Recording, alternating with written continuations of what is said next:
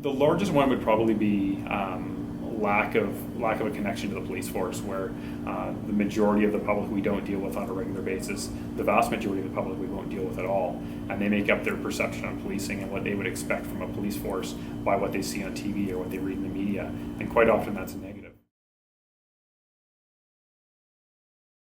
So part of the challenge for us is breaking down a cultural barrier, working with different communities, whether it's in Chinatown, whether it's with the Aboriginal community, and working with people that come from countries that don't have that connection with the police, that don't have that trust for police. So when they do have to phone the police, they know that the police are going to be there, they're going to be on their side. The second one would be younger people, where the younger generation may not know or trust the police just because they haven't had that exposure.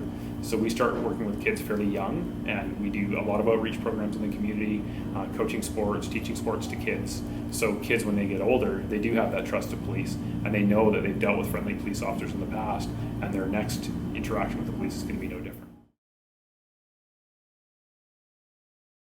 In policing, we are human like anybody else, and humans by nature are fallible.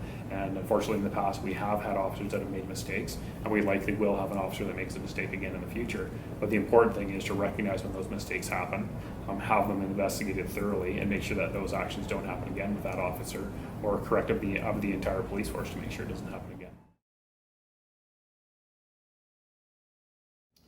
Fortunately for the Vancouver Police Department, we have a very strong connection with the community. We have a very positive image with the community. Our approval ratings with the public are very high, both with the business community and those living in the city of Vancouver, and as well as those visiting the city of Vancouver. So, our population of Vancouver grows from about 625,000 people that are residents in the city to well over 1 million people on certain nights throughout the year. So we have a very positive connection with the community. As I mentioned earlier, it's all about relationship building. Those relationships can always get better. It takes time to build those. Unfortunately, it only takes one incident to damage that reputation, which makes it harder to come back from.